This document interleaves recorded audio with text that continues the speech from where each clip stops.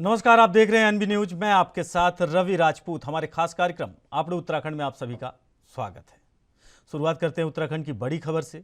मुख्यमंत्री पुष्कर सिंह धामी ने सोमवार को मुख्यमंत्री आवास में पूर्व राष्ट्रपति और महान शिक्षाविद भारत रत्न डॉक्टर सर्वपल्ली राधाकृष्णन की जयंती पर उनके चित्र पर श्रद्धासुमन अर्पित किए। इस मौके पर उन्होंने कहा कि पूर्व राष्ट्रपति डॉक्टर सर्वपल्ली राधाकृष्णन की ओर से शिक्षा के क्षेत्र में दिए गए योगदान से समाज हमेशा प्रेरित होगा। उन्होंने शिक्षक दिवस के सभी प्रदेशवासियों को हार्दिक बधाई और शुभकामनाएं दी है।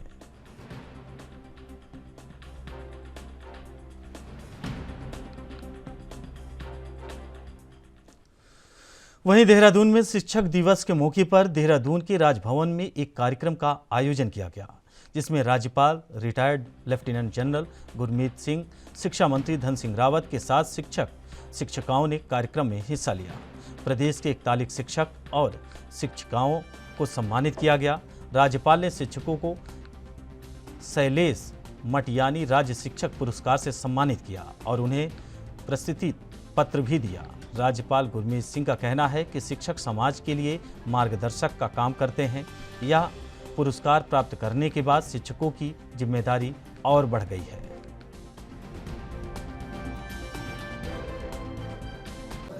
जी, आपने बिल्कुल ठीक फरमाया। सबसे पहले मैं सभी को आज के दिन की शिक्षक दिवस की, टीचर्स डे की शुभकामनाएं देना चाहता हूं। आज बहुत खुशी हुई कि उत्तराखंड के पूरे परिवार ने मिलकर हमारे शिक्षकों को शैलेश मटियानी जी का पुरस्कार दिया। ये पुरस्कार अपने आप में उन टीचर्स को जिनको अवार्ड मिला है एक अलग ही स्तर पर ले जाता है। उनकी जो जिम्मेवारी है, प्रतिभा है, रिस्पॉन्सिबिलिटीज़ है, वो अपने आप में बहुत बड़ी है। उत्तराखंड तो ऐसी जगह है जहाँ पर द्रोणाचार्य जी, कालिदास जी और न जाने कैसे कितने उच्च दर्जे के टीचर्स बने हैं। मैं तो कहूँगा कि जो हमारे टीचर्स हैं वो हमारे समाज को संगठित करते हैं, बनाते हैं। जिस प्रकार माननीय प्रधानमंत्री जी ने कहा कि अमृत काल में, आने वाले सालों में, आने वाले 25 सालों के अंदर में जो हमारा संकल्प है विकसित भारत का, विरासत को पहचानने का, एकता का, एकजुटता का, और जिस प्रकार से हमको संगठित होना है, जिस प्रकार से हमको अपने संकल्पों से अपने प्रदेश को 21st सेंचुरी अगले दशक के लिए तैयार करना है, उसमें टीचर्स का बहुत बड़ा रोल है। आज मैं सभी शिक्षकों को बधाई देना चाहता हूं कि आज शिक्षक दिवस पे उत्तराखंड सरकार के द्वारा हर विद्यालय में, हर ब्लॉक स्तर पे, हर जिला मुख्यालय में और प्रदेश मुख्यालय पे आज हम लोगों ने उन शिक्षकों को सम्मान किया है जिन्होंने अपने अपने विद्यालय में या अपने अपने ब्लॉक में या अपने अपने ज़िले में या अपने अपने प्रदेश में बहुत अच्छा उत्कृष्ट काम किया है। आज उन सारे शिक्षकों को। वहीं खबर चमोली के जोशीमठ के सलूट से है, जहां एक सरकारी स्कूल में शिक्षक के विदाई समारोह में छात्र छात्राएं रोने लग गए, जिसके बाद ये वीडियो सोशल मीडिया पर काफ़ी वायरल होने लगा। वीडियो में देखा जा सकता है कि जैसे ही विदाई लेने वाले शिक्षक स्कूल के ग्राउंड में कदम रखते हैं तो स्कूल के छात्र उनसे लिपट कर रोना शुरू कर देते हैं। इतना ही नहीं, कुछ छात्राएं भी टीचर के पैर छूती हैं, लेकिन शिक्षक उन छात्राओं को रोकने की कोशिश करते हैं। शिक्षक को सम्मान के साथ विदाई दी जाती है।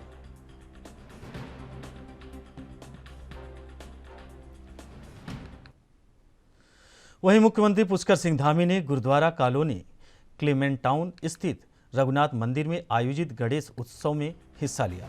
भारी बारिश के बीच 12वें गणेश महोत्सव में शामिल होकर मुख्यमंत्री ने गणेश भगवान की पूजा अर्चना कर प्रदेश की खुशहाली की प्रार्थना की।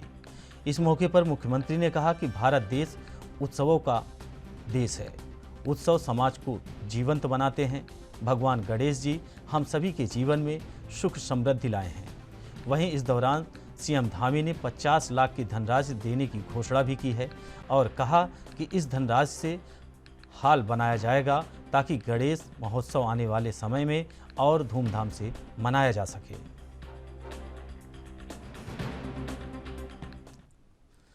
वहीं हरिद्वार जनपद में होने वाले त्रिस्तरीय पंचायत चुनाव का बिगुल बज चुका है। अब सभी पार्टियों ने प्रत्याशियों के चयन को लेकर कवायद शुरू कर दी है। वहीं भारतीय जनता पार्टी के प्रदेश अध्यक्ष महेंद्र भट्ट ने इस संबंध में जानकारी देते हुए बताया कि हरिद्वार पंचायत चुनाव को लेकर प्रदेश पदाधिकारियों की टोली बनाकर हरिद्वार भेजी गई है, जो हरिद्वार जाकर जिले का भ्रमण करेगी और प्रत्याशियों के चयन को लेकर अपनी रिपोर्ट प्रदेश संगठन को सौंपेगी। इसके बाद चुनाव प्रबंधन समिति का गठन कर प्रत्याशियों का चयन किया जाएगा, जिसकी जानकारी पार्टी की ओर से जल्द ही सार्वजनिक की जाएगी। बता दें कि हरिद्वार जनपद में होने वाले पंचायत चुनाव की प्रक्रिया शुरू हो गई है। इस चुनाव के लिए नामांकन भरने की प्रक्रिया 6 सितंबर से 8 सितंबर तक चलेगी और 26 सितंबर को मतदान होना है। इसके बाद 28 सितंबर को मतगणना होनी है।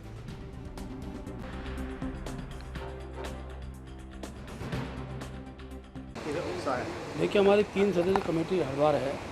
कल से सभी वार्डों के जो हमारे कार्यकर्ता दावेदारी शुरू कर रहे हैं, उनसे दावेदारी के आवेदन वो ले रहे हैं। आज सायं 5 बजे तक आवेदन आ जाएंगे। उसका कल से हम विधानसभा वाइज वहाँ के सब प्रमुख जनप्रतिनिधि चर्चा वार्ता के बाद और सर्वसम्मतम पहली सूची 6 तारीख को दूसरी। वहीं हरिद्वार में होने वाले निकाय चुनाव के लिए बीजेपी ने अपनी तैयारियां पूरी कर ली हैं। बीजेपी के प्रदेश मीडिया प्रभारी मनवीर चौहान ने एक बयान जारी करते हुए बताया कि पार्टी के कार्यकर्ता और पदाधिकारी पहले से ही जनसेवा में जुट गए हैं। उसी सेवा का पार्टी को हमेशा लाभ मिलता है। उन्होंने आगे कहा कि हरिद्वार में पूरी पार्टी संगठन चुनाव के लिए पूर्ण रूप से तैयार है। उन्होंने कहा कि नामांकन से पहले ही पार्टी द्वारा जिला पंचायत के प्रत्याशियों की घोषणा कर दी जाएगी, जिसके लिए पार्टी के प्रदेश अध्यक्ष अलग अलग विधायकों समेत सांसदों से विचार विमर्श करेंगे।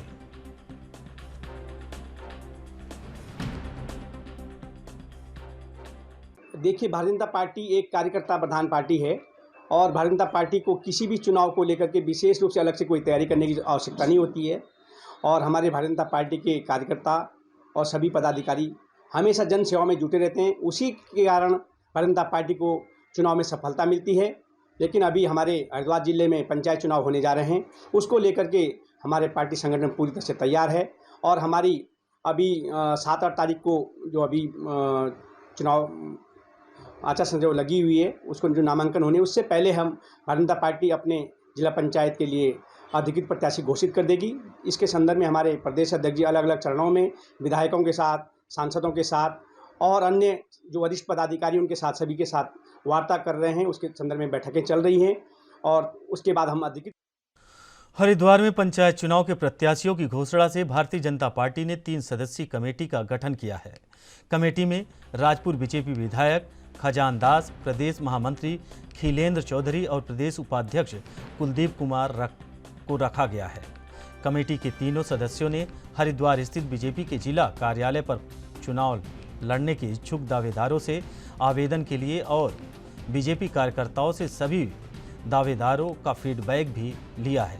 इस दौरान विधायक खजान दास ने बताया कि सभी आवेदन प्रदेश अध्यक्ष महेंद्र भट्ट को सौंपे जाएंगे और आवेदकों को बैकग्राउंड को ध्यान में रखते हुए उसे पार्टी का प्रत्याशी घोषित किया जाएगा। विधायक खजान दास ने पंचायत चुनाव में भाजपा की भारी जीत का दावा किया है।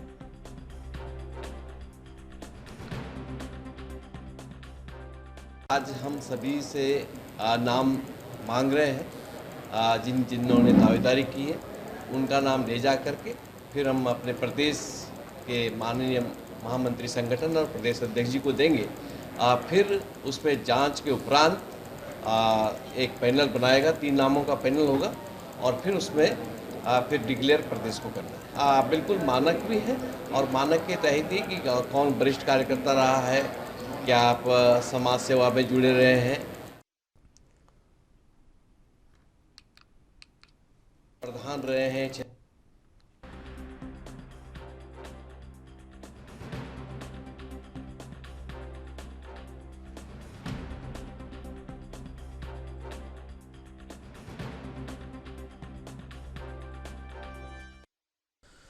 वहीं स्पीकर रितु खंडूरी ने कनाडा और दिल्ली के दौरे से लौटते ही उत्तराखंड विधानसभा में वी बैक डोर भर्तियों को लेकर एक प्रेस वार्ता की, जिसमें उन्होंने मामले की जांच के लिए 3 सदस्यीय समिति का गठन किया। समिति में रिटायर्ड IAS दिलीप कोटिया और सुरेंद्र सिंह रावत को शामिल किया गया। कमेटी को 1 महीने में रिपोर्ट सौंपने के लिए कहा गया है। इसके साथ ही रितु खंडूरी ने विधानसभा सचिव को जांच होने तक छुट्टी पर भेज दिया है। उधर भर्ती मामले पर कांग्रेस बीजेपी पर लगातार आरोप लगा रही है, लेकिन यूकेडी ने कहा कि कांग्रेस और बीजेपी दोनों के कार्यकाल में इस तरह के घोटाले हुए हैं। हालांकि इन सब के बीच आम जनता का कहना है कि इस तरह के भ्रष्टाचार में कोई एक पार्टी नहीं हो सकती। जांच को सही दिशा देने के लिए दोनों पार्टी के कार्यकाल के दौरान हुई भर्तियों की जांच होनी चाहिए।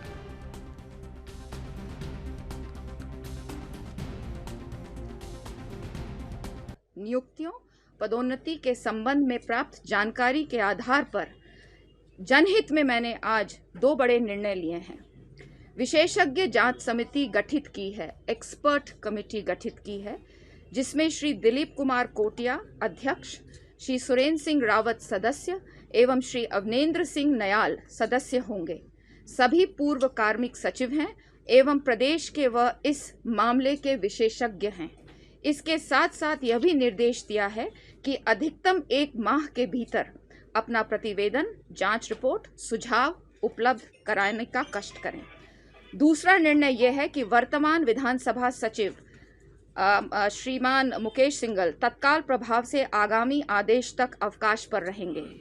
उक्त अवकाश की अवधि में विशेषज्ञ समिति श्री मुकेश सिंघल सचिव को जांच में सहयोग हेतु उपस्थित होने के लिए जब जब कहेगी तो उन्हें इन निर्देशों का पालन करना होगा। जिन नियुक्तियों में नहीं है वो सब नियुक्ति है। अब दिक्कत यह है, ऐसी नियुक्तियों वाले जो है जॉइंट सेक्रेटरी तक पहुंच चुके हैं। तो सर लगता है कि सभी निरस्त और बड़ा गंभीर सवाल। और दूसरा गंभीर सवाल ये है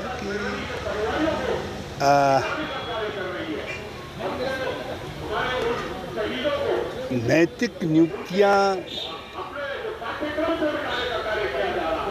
करवाने वालों का, नैतिक नियुक्तियां ही कह लो, अब नैतिक बल जिन नियुक्तियों में नहीं है उन नियुक्तियों को कराने वाले चेहरे सामने नहीं आ पा रहे। विधानसभा में जो भी नियुक्तियां हुई हैं उसमें काफ़ी झोल हैं, काफ़ी नियुक्तियों में गड़बड़ी देखी गई है।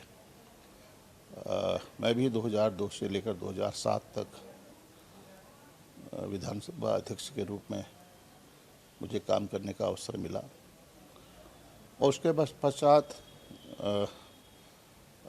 माननीय अध्यक्ष हर दौर में कार्य किया उन्होंने। जो भी है, जो भी इसमें 2002 से अगर 7 तक की जांच अगर चाहते हैं तो मुझे कोई गुरेज नहीं है, मैं बिल्कुल तैयार हूँ।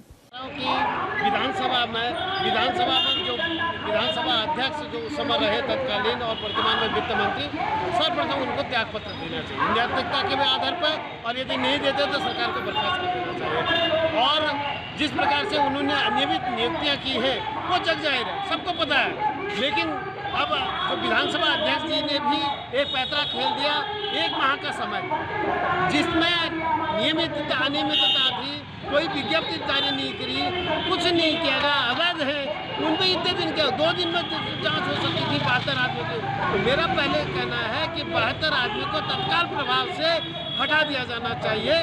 प्रथम जो हम लोगों का है, जो हम बैठे हैं कि जो ये 20-20 लाख में, 25-25 लाख में हाकम सिंह द्वारा या उसके आकाओं द्वारा ये किया गया है, तो पहला तो सीबीआई की सीधा हमारा होता है कि पहले जो हमारा है उद्देश्य है पहले वो। अब आ जाती है जो हमारे विधानसभा में पूर्व अध्यक्षों द्वारा, विधानसभा अध्यक्षों द्वारा जो इस तरह का घोटाला तो नहीं कह सकते, अभी हम वो ये कह रहे हैं कि हमने तो धारा 187 के अंतर्गत जो है हमें अधिकार है ये रखने का, लेकिन वो हमें भी पता है वो संविदा पे रखने का उनको, और उतना जितनी वहाँ आवश्यकता है। ये थोड़ी कि पूरा परिवार रिश्तेदारों को आप यहाँ और तो ऐसा कोई उसमें संविधान में ऐसा कहीं नहीं लिखा हुआ है। वैसे राज्य सरकार की भी सरकारी नौकरी 10 साल की होनी चाहिए। बहुत बड़ा घोटाला है। पीआईडी में कहते हैं पीआईडी का जवान चाहिए, उपनल में कहते हैं सिविल चाहिए। कहीं 11 महीने के, कहीं 10 साल की नौकरी क्यों? नियमावली तो एक होनी चाहिए। पर भ्रष्टाचार की जो, चाहे कोऑपरेटिव बैंक सोसाइटी की 2016 की भर्ती हो, चाहे 20 की हो, चाहे वन दरोगा की हो, चाहे फॉरेस्टर की हो, चाहे यूजनल की हो, चाहे उपनल की हो, चाहे पीआईडी के हो, चाहे वन विभाग की हो, इन्होंने एक मकड़ी का जाल बना रखा है और पहाड़ के लोगों को कहते हैं क्या आपको आरक्षण नहीं मिलेगा, और जो अपने लोगों को पेपर लीकेज करा करके अंदर ही अंदर नौकरी लाए। कितने दुर्भाग्य का विषय है। आज केंद्र सरकार ने जो महिलाओं को आरक्षण खत्म किया, हमारी महिलाओं को कब राज्य सरकार ने आरक्षण दिया? वहीं उत्तराखंड में यूके SSSC पेपर लीक मामले की जांच STF कर रही है। इसे लेकर बीजेपी के प्रदेश अध्यक्ष महेंद्र भट्ट ने मुख्यमंत्री पुष्कर सिंह धामी की सराहना की। उन्होंने कहा कि सीएम धामी ने इस मामले में ऐतिहासिक फैसला लिया है, जिसकी वजह से लगातार आरोपियों के खिलाफ सख्त कार्रवाई की जा रही है। 34 आरोपियों की गिरफ्तारी हो चुकी है और 21 आरोपियों के खिलाफ गैंगस्टर एक्ट के तहत मुकदमा दर्ज किया गया है। उन्होंने कहा कि उत्तराखंड सरकार जीरो टॉलरेंस के तहत काम कर रही है। कोई कितना भी बड़ा अधिकारी या कर्मचारी क्यों ना हो, सरकार उसके खिलाफ सख्त कार्रवाई करेगी। उनका कहना है कि प्रदेश के युवाओं के भविष्य के साथ किसी तरह से अहित नहीं होने देंगे।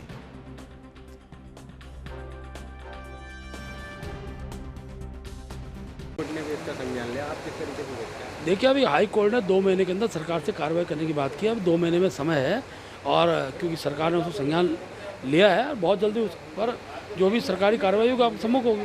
कोर्ट ने भी इसका संज्ञान लिया, आप किस तरीके से देखते हैं? देखिए, अभी हाई कोर्ट ने 2 महीने के अंदर सरकार से कार्रवाई करने की बात की है। अब 2 महीने में समय है और क्योंकि सरकार ने उसको संज्ञान लिया है, बहुत जल्दी उस पर जो भी सरकारी कार्रवाई। वहीं हरिद्वार में पंचायत चुनाव का बिगुल बजते ही राजनीतिक दलों के कार्यकर्ताओं में दल बदल शुरू हो गया है। जी हां, चुनाव से पहले बसपा और कांग्रेस को हरिद्वार में करारा झटका लगा है।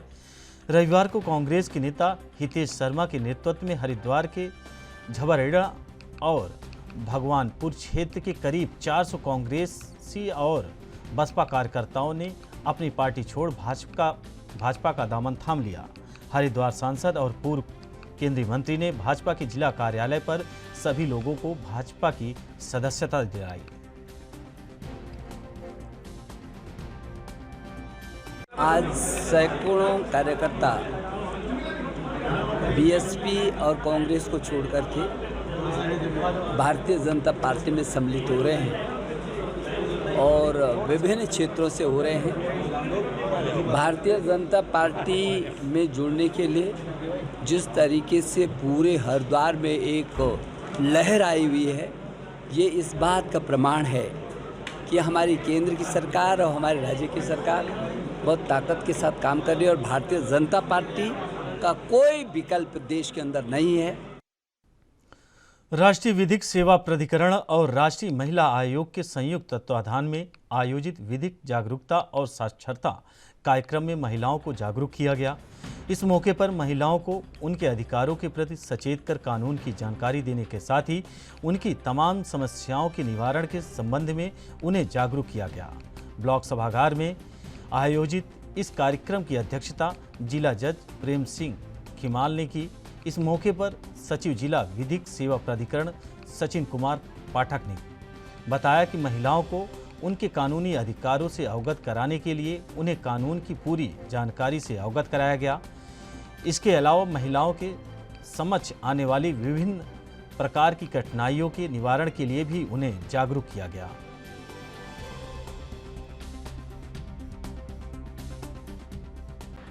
महिला आयोग और राष्ट्रीय विधिक सेवा प्राधिकरण की तरफ से संयुक्त रूप से महिला अधिकारों से संबंधित जो भी उनके कानून हैं, उनकी जानकारियां हैं, रोज़मर्रा के आने वाले जीवन में उनकी क्या कठिनाइयां होती हैं, उन कठिनाइयों को हम कैसे उनसे दूर करेंगे, क्या प्रोविज़न है हमारे, क्या है, उनके दोनों के संयुक्त तत्वाधान में ये कार्यक्रम आयोजित किया गया है, जिससे महिलाओं की समस्त जानकारियाँ दी जा रही हैं।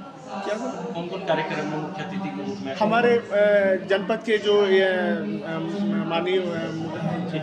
माननीय जिला जनपद न्यायाधीश जो इस डीएलएसए के चेयरमैन भी हैं, वो हैं।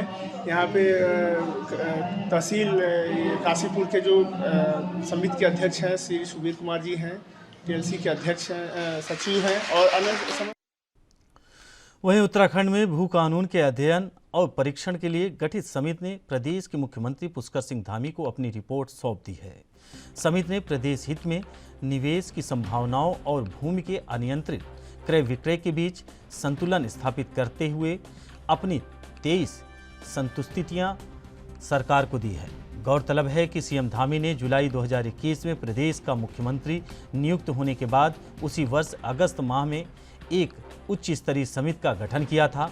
समिति को राज्य में औद्योगिक विकास कार्यों के भूमि की आवश्यकता और राज्य में उपलब्ध भूमि के संरक्षण के मध्य संतुलन को ध्यान में रखकर विकास कार्य प्रभावित न हो, इसे ध्यान में रखते हुए विचार विमर्श कर अपनी संतुष्टि सरकार को सौंपनी थी।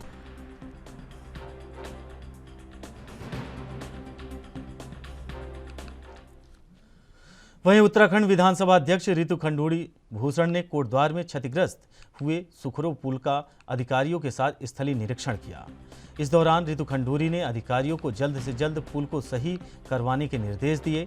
आपको बता दें, विगत दिनों भारी बारिश से चलते नदी में बनी नींबू चौड़ा पुल का एक पिलर धंस गया था, जिसे पिलर धंसने ते ही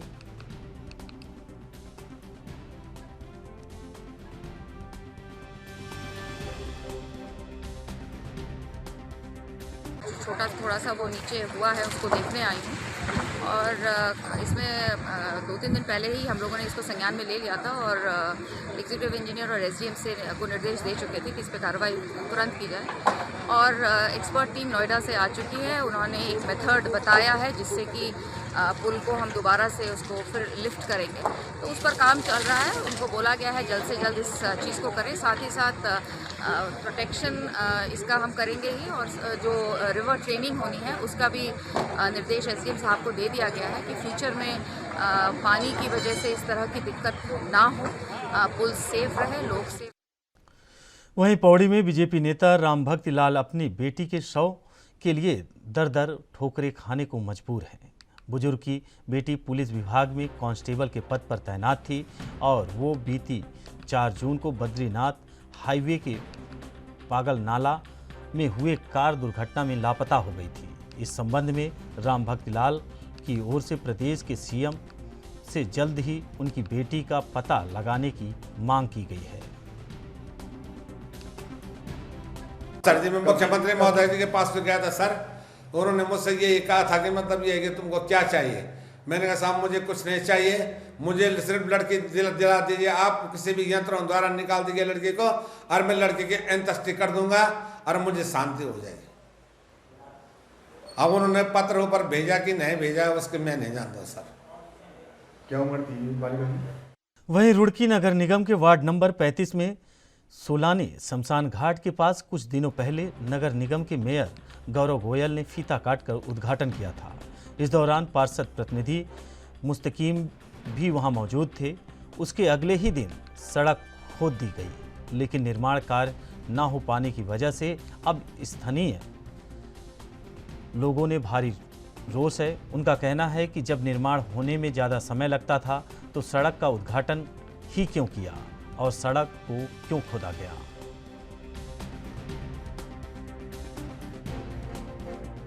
जी देखिए, यहाँ सड़क का तोड़ फोड़ हो चुका है और इस तोड़ फोड़ होने से बहुत ज़्यादा पूरी गली के लोगों को परेशानियां हैं।